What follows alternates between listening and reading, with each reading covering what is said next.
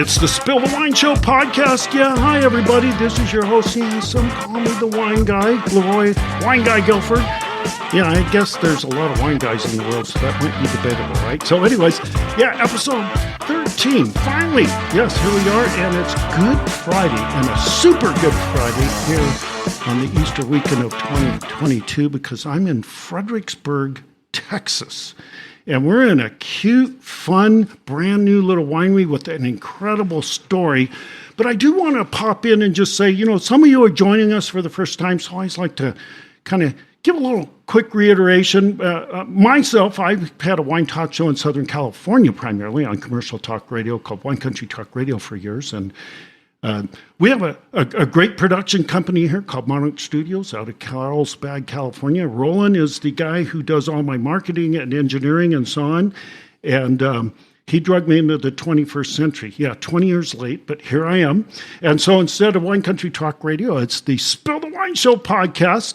And we travel about with our microphone and talk about, I love the stories in the background of the blood, sweat, and tears of those who choose the wine industry. Now, it has lots of glorious looks from the outside, and yet when you get behind the scenes, it's blood, sweat, and tears. You're going to hear that in just a few moments. So, now, I did come here for a couple of days with my lovely wife, Margie, and we toured around here in the Fredericksburg area. I want to give you kind of a little idea where we are in the United States. So if you're familiar, when you look at the map of Texas, we're probably maybe an hour to an hour and 10 minutes to the west of Austin, maybe a little north of that as well.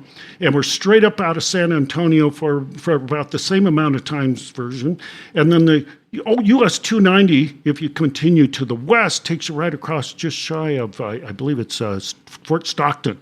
So there's a little triangle here of a whole mess of burgeoning wine country areas. And we're in Fredericksburg, but there's like High and Bernie and New Braunfels and Kerrville and all these fun areas. Now, I have to mention that because Kerrville, I believe, is in the county of Kerr, K-E-R-R. Is that right? And there's a reason for this because my guest, his name is Austin, like the town, and his last name is Kerr, like the local county. And this guy was meant to be, if you ask me, in Texas, but that's not where he started.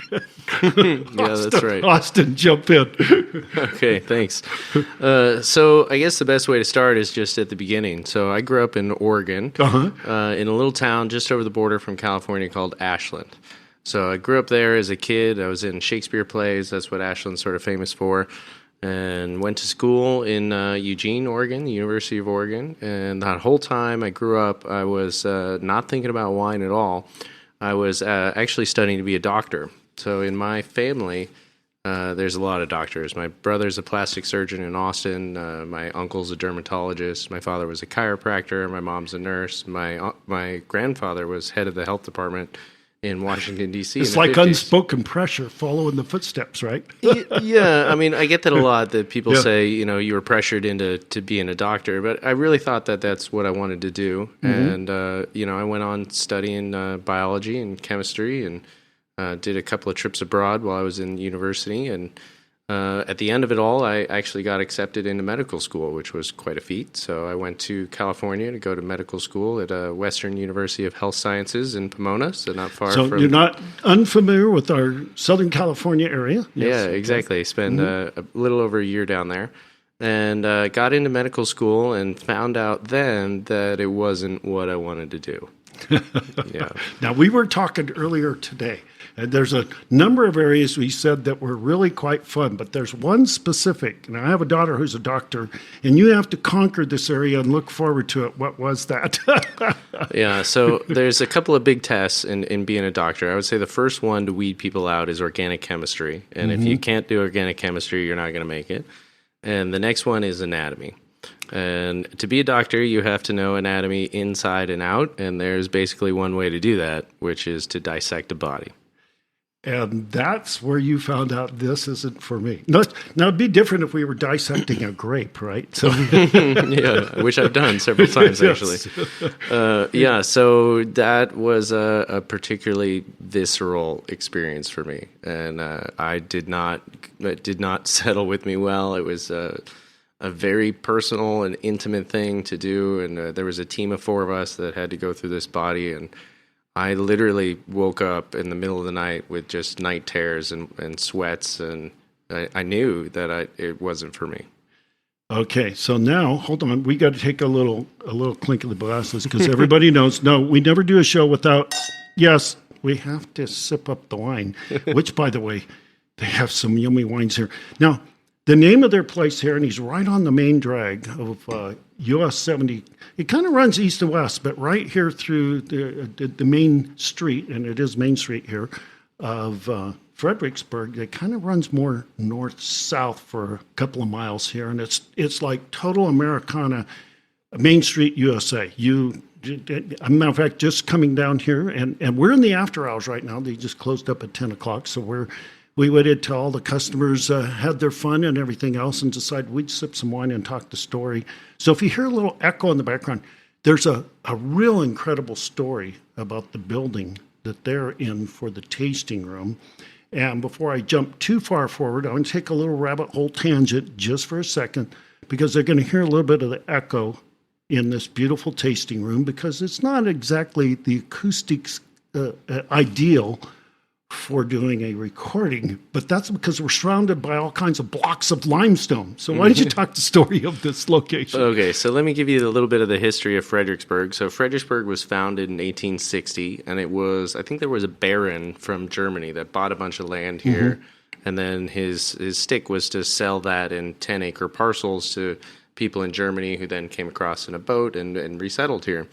And it turned out that when they got on the boat, everything was fine. And when they arrived here in, I guess in the Houston area, everybody had been drafted into the Spanish-American War.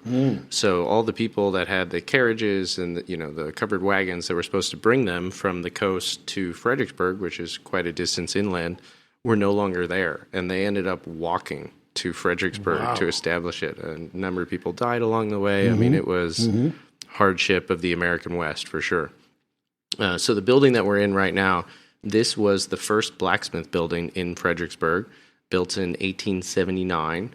And it was quite a different building back then, but the bones are still the same. So all the stones that we see here, all the limestone, that was all here. The beams are original above us. But it used to be a story and a half. That was the style at the time, to build a story, and then just above that would be basically the sleeping quarters.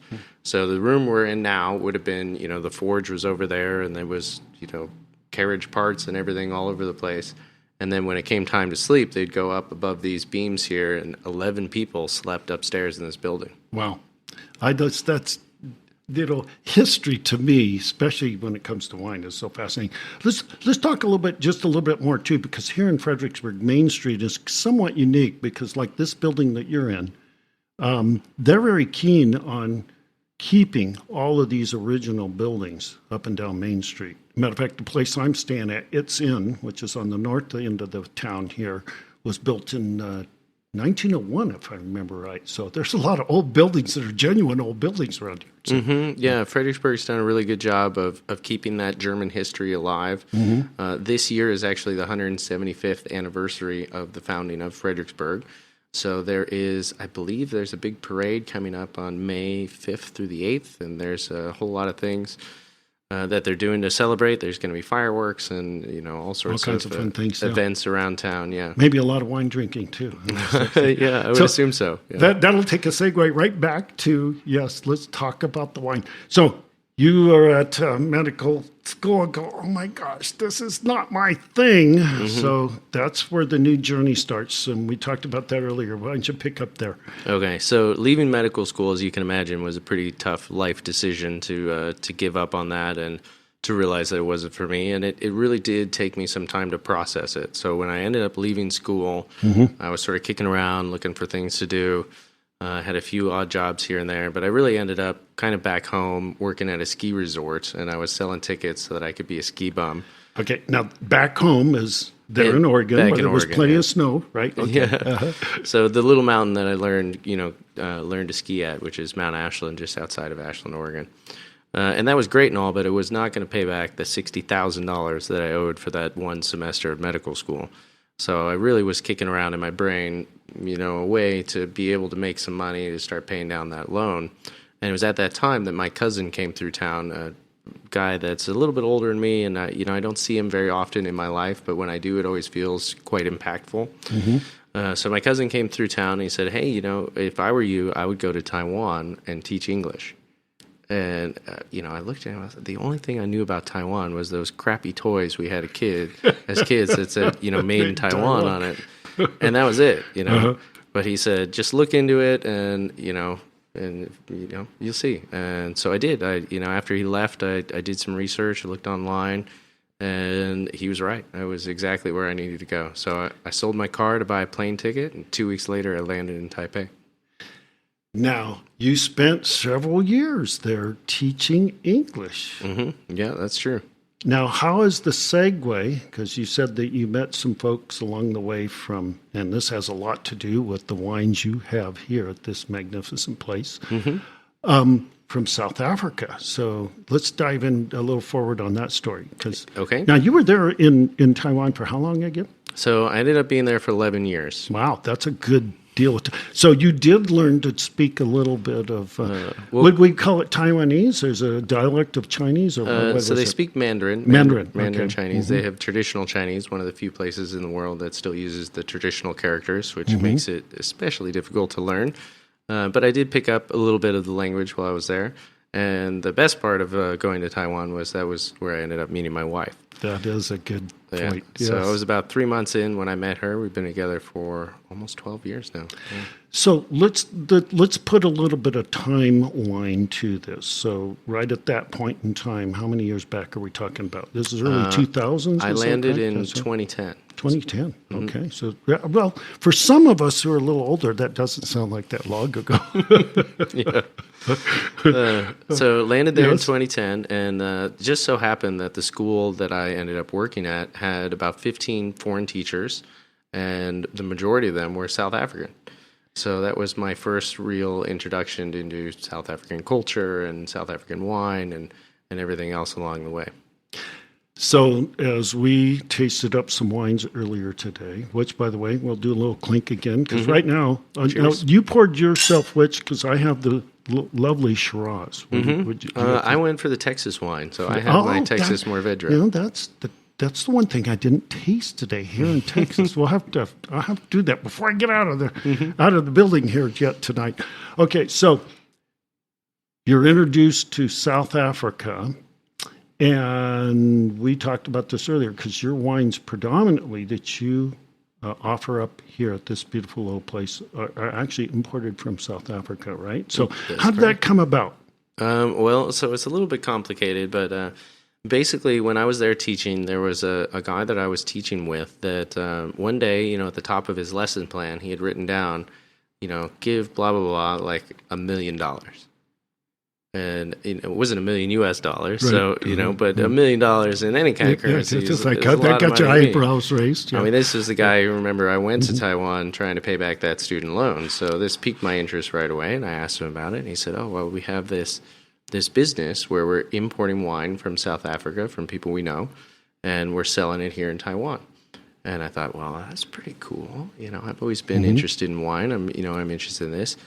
Can I get involved with that?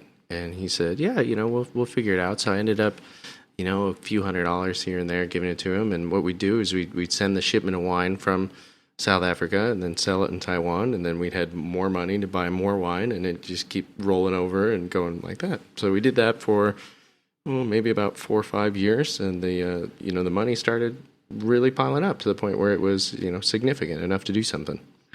We're here in Fredericksburg, Texas on the Easter weekend of 2022. And we're learning about some of the massive growth here in this little region of Texas, from local vineyards to innovative marketers like this young gentleman.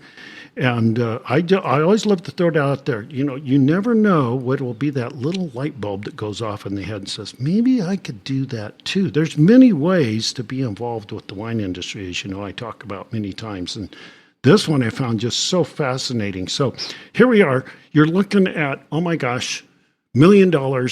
We're piling up some money now, buying a little more wine, putting it through. And I'm going to make that an allegory because there's a story. I don't know if you've seen the book, but the story of Barefoot Wines. And they have kind of a bulk wine story like you're talking about, which led to selling to Gallo for $1 gazillion, a number of years ago. So this is a fun story. Okay, so where do we go next? Because we still are quite a ways away at this time from Texas whatsoever. Yep, exactly. So still in Taiwan, and we'd been making some money in the wine industry without really having to be involved in it. And my wife, who was a flight attendant at the time, she worked with a girl who ended up retiring and marrying a guy in Beijing. And this guy's father was a big construction magnate. He'd done really well for himself, but his son, who was now about to get married, wanted to sort of prove to Daddy that he could do it on his own and go out and create his own thing. And his idea was to create this coffee and wine bar just outside of the Olympic Village in Beijing. Mm-hmm. So he knew a lot about coffee, and he had all the things that he had there, but he didn't know much about wine. The only person he knew in the wine industry was me. So, of course, he came to us and asked, hey, can you source, South African wine like you're doing for Taiwan? Can you source that for Beijing? And at the time, I had absolutely no idea how to go about doing that. But, of course, that's not what I said. I said, we'll figure it out, right? We'll figure it out. Uh-huh. Mm-hmm. So I went to the guys that I've been working with and asked them, I said, hey, are you interested in expanding this operation to Beijing, doing something like that? And for whatever reason, they thought about it and it wasn't in their wheelhouse. They decided to pass on it. And I was sort of left on my own. But they had given me some names of some people to contact in South Africa. And it just so happened that my wife, who was a flight attendant, was flying to South Africa in just a few weeks. So I knew I had an opportunity, if I could pull it together, to try and make this happen on that trip.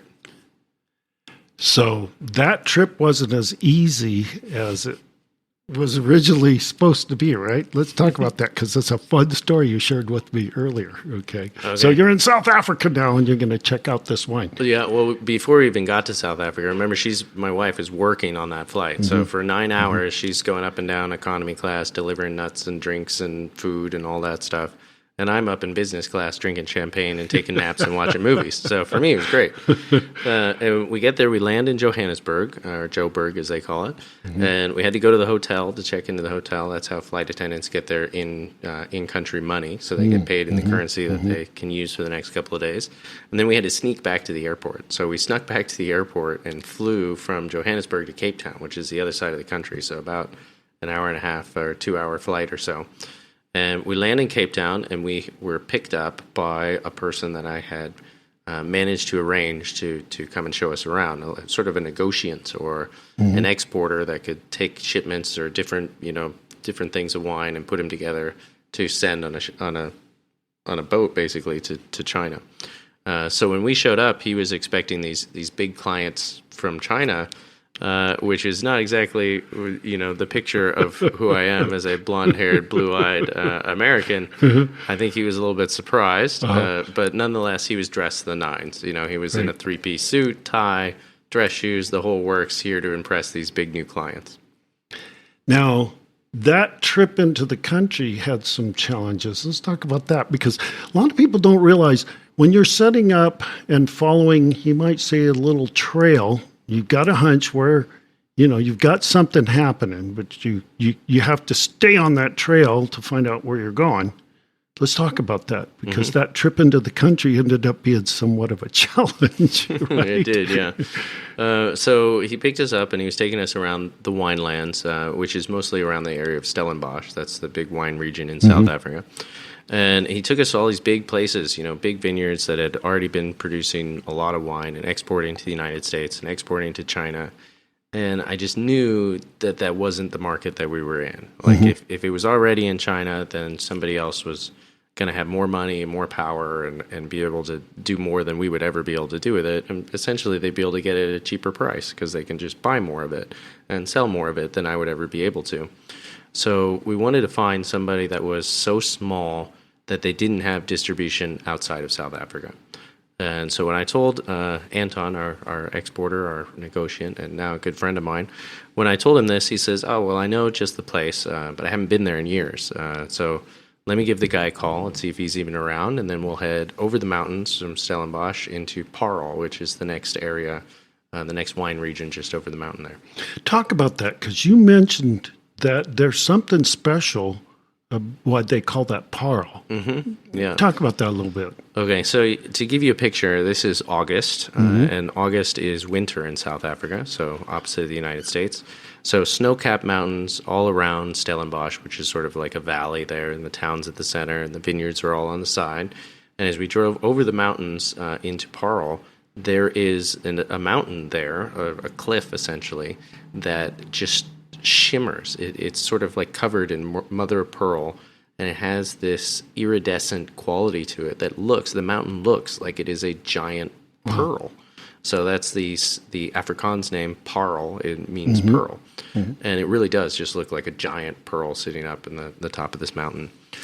So we drove over the winelands from Stellenbosch into Parel, and in that area of South Africa, there's no real... there's not even really roads. There's just like tractor, areas and, dirt tracks that go off into the winelands. But there's no stop signs. There's no stop lights. There's no street signs. There's no numbers on the houses. It's amazing that you have to know where you're going. You have to know where you're going. Yeah, exactly. And like Anton said, it had been a couple of years since he'd been there. So as we drive over the mountains, he's like, "I think it's this way." And we went about 2 miles down this road, which then just stopped in the middle of a field.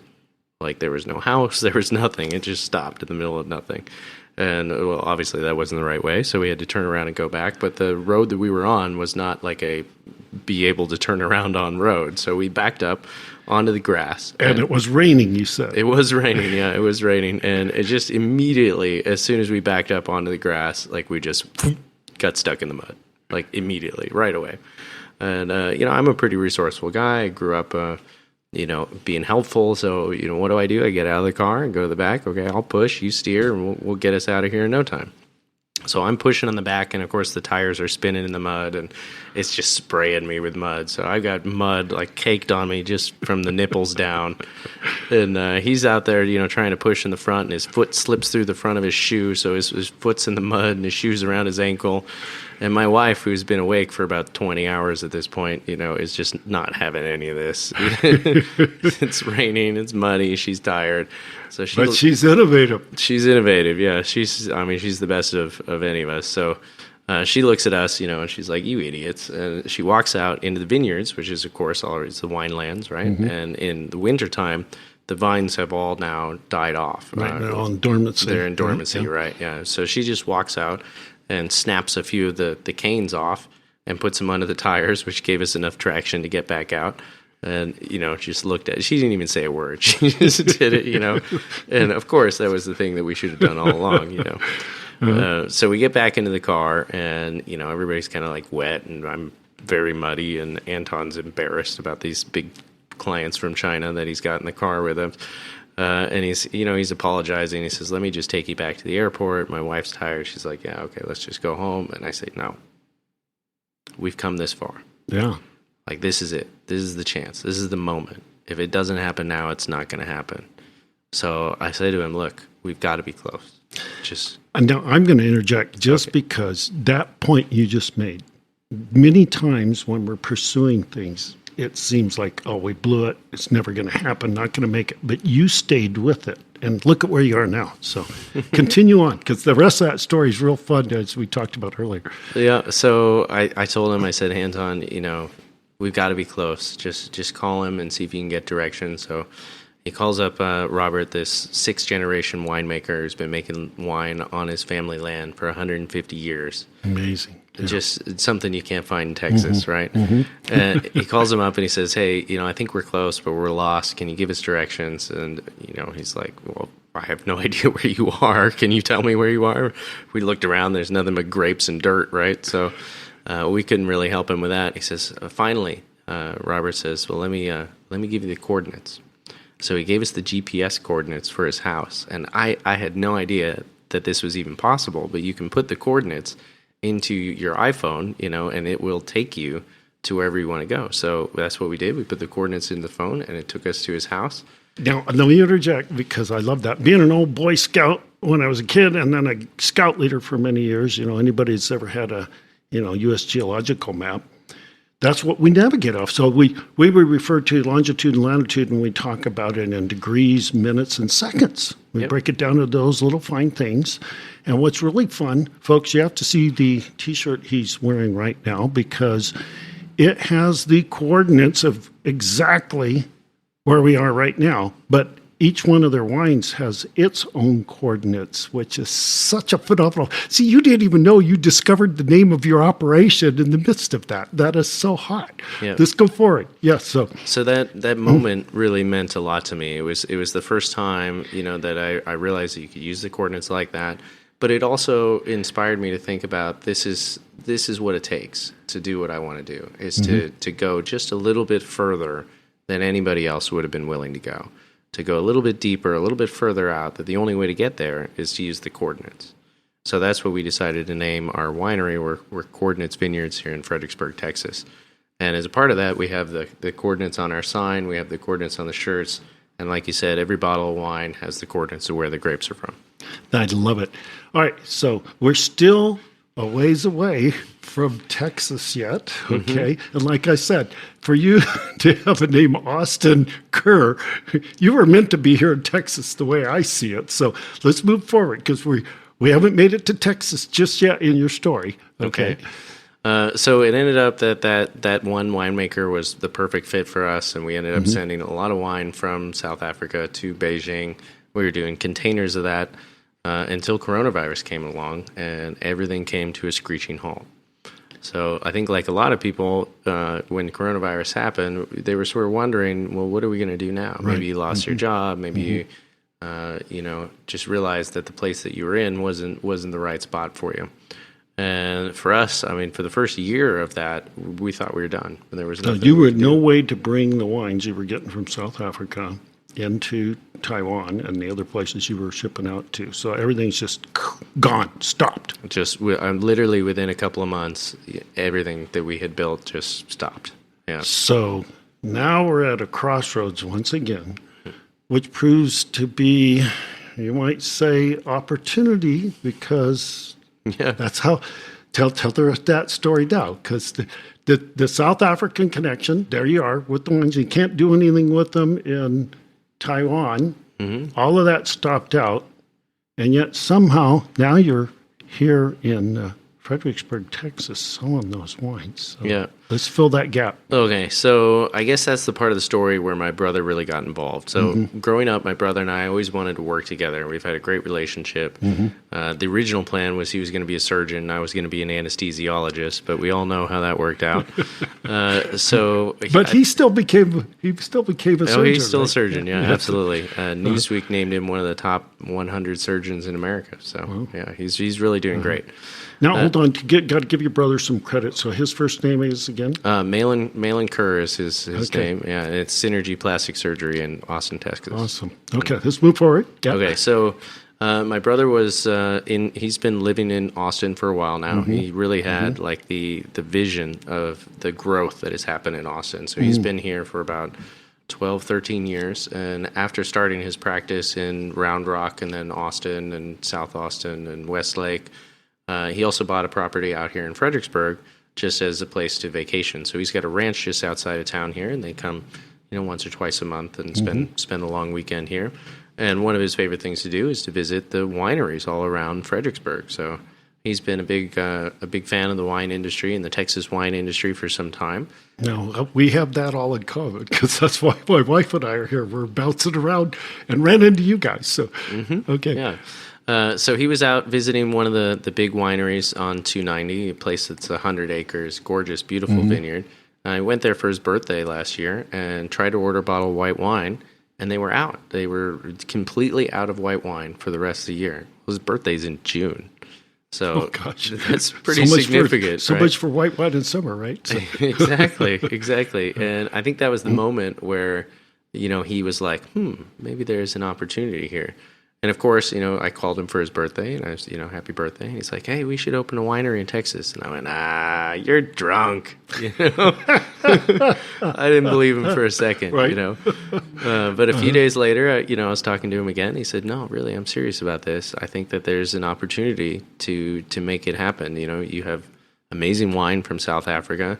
Texas doesn't have enough white and sparkling wines. So bring those things here. We can start a winery, and we can make a new experience, So I'm going to kind of throw this out there because in some ways, and it's not exactly that, but, particularly in parts of Southern California and other areas, really becoming popular to have the urban wineries. So they're not involved in the viticulture end. They're not doing the farming of the grapes, but they're venting it, bottling it, and selling it direct to consumer there. Now, you're kind of like that, but you're not really in the winemaking end, at least at this point. Is that correct? At this point, yeah. So the two Texas wines that I have are both 2019. So that was before we got into this venture. So we partnered with people that had already made that wine, right. But had it available, and we knew that we knew it was great, and we wanted to be able to bring it here to our tasting room in Fredericksburg, Texas. So the stuff from South Africa, those are all producers that I've worked with for years now. That I've have a long track record with them. Some of them they custom crushed for us. Some of them were their flagships that I was actually able to get a little bit because of the disaster that South Africa has been over the last couple of years. Yeah, we'll touch base on that because that had a lot to do with where you are now. But I'm looking at the tasting menu and went through this today, folks. There's Sauvignon Blanc and a Chardonnay, steel tank Chardonnay, a Chenin Blanc, a Pinotage, and Shiraz. These are the ones that are coming from South Africa. The Chenin Blanc was heavenly. I mean, all your wines were very good. I was so impressed. Thank you. But the Chenin Blanc, and then, of course, we're sipping on the, Shiraz, because if you're on the southern hemisphere, we refer to it as Shiraz rather than Syrah. Well, many places anyway. So, and, of course, Pinotage, that's a classic grape from South Africa. Absolutely, yeah. We went for the classics. So now let's go ahead and talk about because with the kibosh that happened, and your brother saying we should start this. So there's another bunch of pieces that had to come together in the making of the puzzle, if you will, because. Here you are. You're only, 2.5, 3 months with the tasting room open now? That is so exciting. Yeah. Oh, my gosh. So let's fill the rest of that gap. Okay. So, I guess once I realized that my brother was serious about this, the next step was to talk to my wife. So we had to have a long conversation about moving from Taipei, Taiwan to Fredericksburg, Texas, which is, moving from one of the most densely populated countries in the world to one of the least. It is very rural out here. I love it. It is, yeah.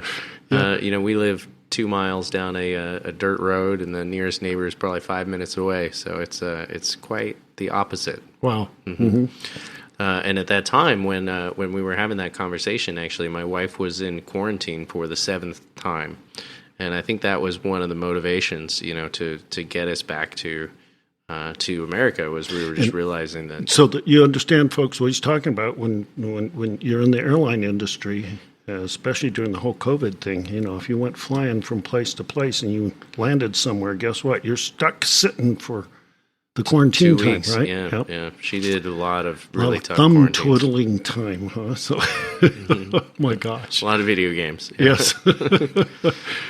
So it just so happened that she had left her employment as a flight attendant, and it was a good point that if we were going to make a move, it was the time to do it. So you had to jump in with all.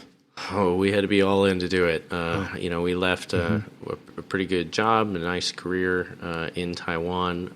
We have her family there. Her sister, twin sister, just had a young baby, newborn.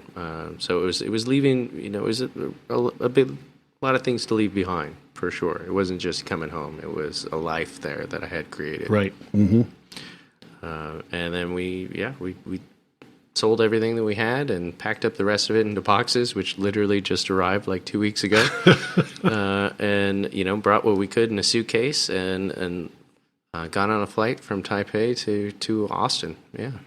So I want to make this note, folks, because although we pop up from any of the favorite podcast platforms that you might be catching us on, we do have our own website, www.spillthewine.show, and we always post pictures there. And my producer, Roland, make sure that we get some out there in the all the different channels that are most popular. Instagram, I think, is one of them. And we're going to include some pictures here of this lovely tasting room. And he's got a picture on the wall from way back when this was a blacksmith shop. And this morning I ran outside in the nice parting skies. It's kind of California-like on the weather here. It gets gray and cool and even a little misty on the ground sometimes, although the humidity is much higher. And they get some warm, toasty afternoons. So, I mean, there's a lot of similarities between what we experience in the Temecula Valley and much of Southern California as you're getting here. So we have some pictures we're going to show you then and now, which is really quite fun. That's rather unique. So here we are. We're a number of weeks and months into the establishment of your facility. Let's talk about what's the learning curve that you've been on now. So, Well, so one of the things that I've always thought that I've done well is I learn quickly. And it is an aggressive learning curve to do anything new, especially starting a new business, especially in the middle of a pandemic. But for me, the way that I look at it is that starting a new business, you really have to enjoy puzzles. And I don't mean like the physical put together the pieces puzzles, but mental puzzles. And starting a new business, I would say any new business is really about solving those puzzles. That there's new things that come up all the time, and if you don't know how to do it, you've got to figure out how to solve that puzzle. And once it's done, it's a lot easier. You can do it again and again and again and again. But there's always new puzzles coming along that you have to figure out. So one of the things that I think has really helped us to be successful in a new business and to get started, essentially running out the gate, is that I love those puzzles. I love, trying to solve something that I don't know how to do.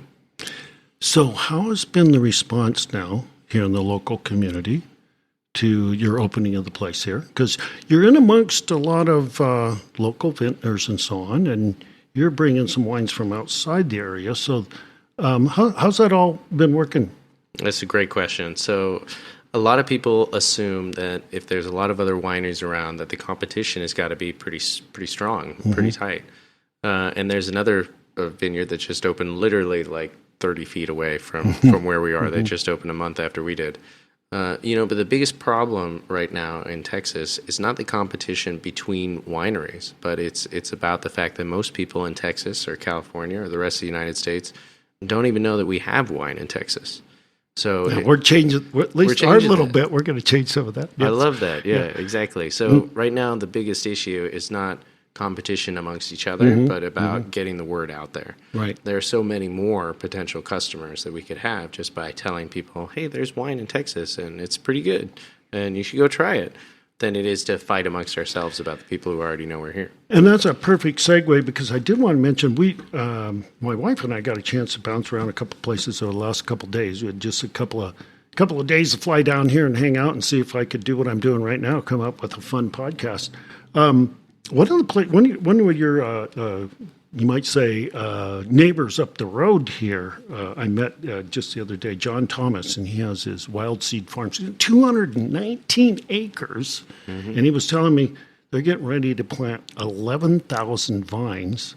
And we were actually going to sit down and do what we're doing right now. And then he had a big tractor break. And guess what? When you get, as he put it, I got 11,000 thirsty young baby vines that have to go on the ground in a tractor that's not working. So they got to go on the ground like right now. It was literally what I left there that we stopped here. So things always have a way of dovetailing together. What's fascinating too, and I'm going to visit with them with that when we get back out here, is he has one of the very few female winemakers that exists. People don't realize it, but there's not that many ladies that really are out there in the trenches of making wine and calling all the shots, and that'll be a fun story in itself.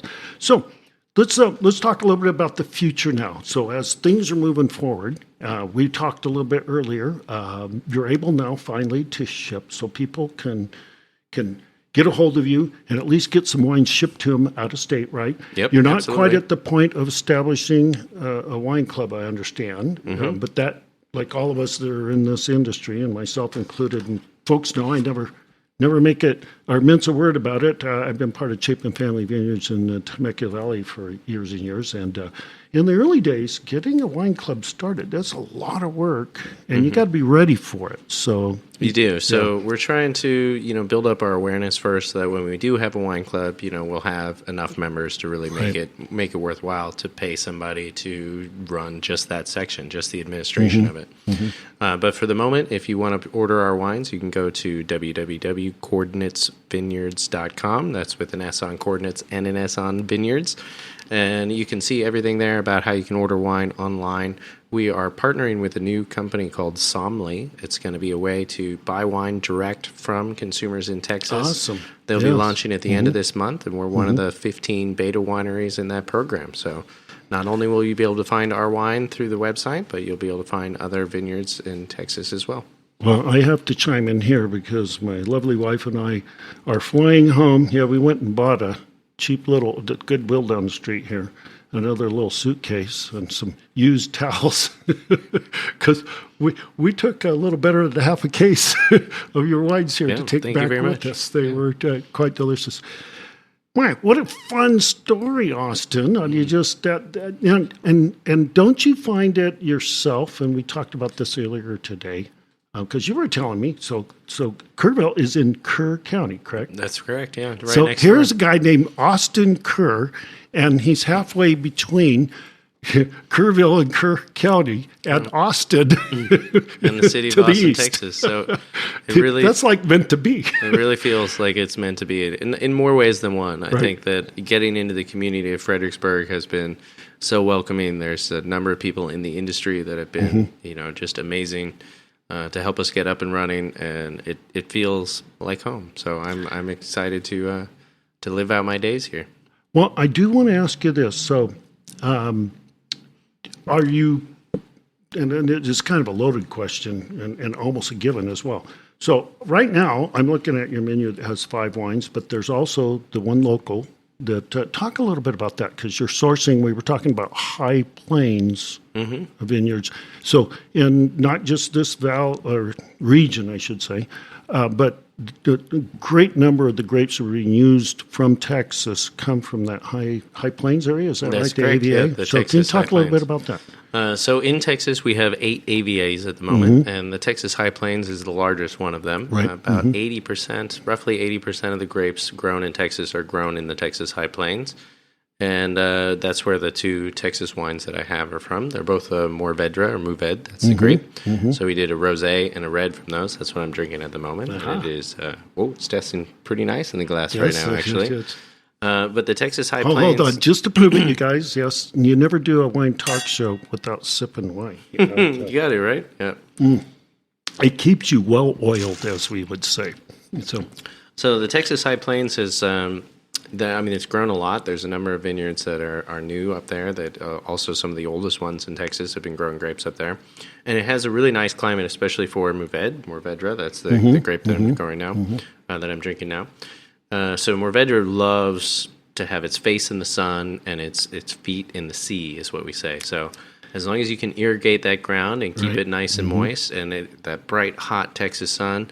It just really does well. It ripens really evenly, and you get a great expression of the terroir. So Mourvedre does excellent in Texas, but there are a number of grapes that don't do so well here. Right. And that's true in many regions. In your own specific focus, are there some particular grapes that then will, of course, become their respective varietal in the bottle that you're like, well, in the future, we'd really like to make blank? You got some ideas along those lines? What would I really like to make? Yes. Oh, that is a challenging question. There are so many. So some of the best wines that I've had here in Texas are grapes that would have originated in either Italy or Portugal or Spain. Like if you look at the climate of Texas and the climate of some of those areas, Those are the ones that do really well. And there is a grape that I just love the expression of here. It's called Aglianico. Have you had that? Have I had that? My listeners know, because at Chapin Family Vineyards, we were the first, maybe on the West Coast. We certainly, for 6 years, well before any of the wineries in that valley were, growing it, venting it. We were all by ourselves for 6 years. Love that wine. Mm-hmm. Oh my gosh, it's how really fun! It's really expressive, and it would be a great one to have. Of course, here in Texas, Tempranillo is probably our number one red grape, so I'd like to do something like that. But for me, it's the white wines and the sparkling wines are what I've always been really drawn to. Now, at the moment in Texas, there is nowhere to make a traditional style sparkling wine. So the people that are doing it, they end up having to send their wines to California to do to rack and riddle, essentially, to make that kind of wine. And I'm hoping that that's a hard learning curve too, from the people I've talked to that are in the sparkling wine end of thing. One, a lot of capital involved and a lot of labor, and not necessarily the biggest immediate return, which is kind of the wine industry in general, is it not? That's the old saying, right? How do you make $1 million in wine? You start with 2. Yeah, or maybe more. Or maybe more, yeah. It definitely is really heavy on the investment, and we think about the time that it takes new grapes to mature. I mean, you're looking at 3 years before you're going to be able to make wine, and any sort of misstep along the way could mean, a lot longer before you get things right. I just want to say, gosh, thank you so much for being so hospitable. I mean, we literally put this together a little bit earlier today. You were such a fun find, and I love stories like yours. And my listeners know, and I have to say to you folks, you know how I feel from an entrepreneurial standpoint. If this young man can be doing it, just think of that. All the different dimensions, that are in this industry, where you can be involved in it, and you don't necessarily have to be a farmer, right? Or in this case, you don't even have to be a vintner, right? Exactly. But you know how to pull the right things together with a lovely tasting room, and you got a thirsty audience walking up and down and driving up and down this main drag of US 290, so it's a good place to be. So. I think for the people that are drawn to wine, you'd be surprised how small the community is worldwide. Yeah. I've talked to people in New Zealand that have met people from Australia that I was, talking with there. I've met people in South Africa that know people in France that we've met with. I know people in France that have met people in Italy, and it really is a lot smaller than you might think that it is, and it's a very welcoming community. So for closing out on the podcast here, let's talk about the actual specific address of your cute little place here on the main drag, Main Street, West 290, East Main West Street. Main Street, East Main Street. This is Main east Street. on this part. Okay. It is, yeah. So here in Fredericksburg, the streets, if you look at like the first letter of how it is, it says all welcome when you go one way from the main street, and the other one is y'all come back. So definitely we are in East Main Street, just as the start as you come up 290 from Austin into Fredericksburg, 417 East Main Street, Fredericksburg, Texas. And folks, this is such a gorgeous little place in here. History and charm and quite the appointment in this little place. Plus they have a cute little patio out back. We almost sat out there.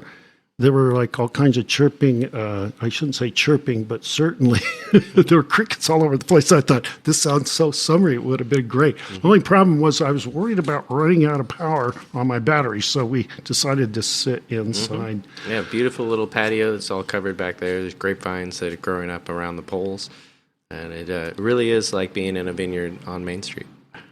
Boy, Austin Kerr, and Coordinates is the place, Coordinates Vineyards, and okay, so I got to read this off. Okay, coordinates. Here's the coordinates of this place. For those you want to punch it in on Google, here we go. Okay, so we got 30 degrees, 27 minutes, and 05, north. Okay, seconds, and then we're going to go 98 degrees, 86 minutes, and 62 seconds west. Okay.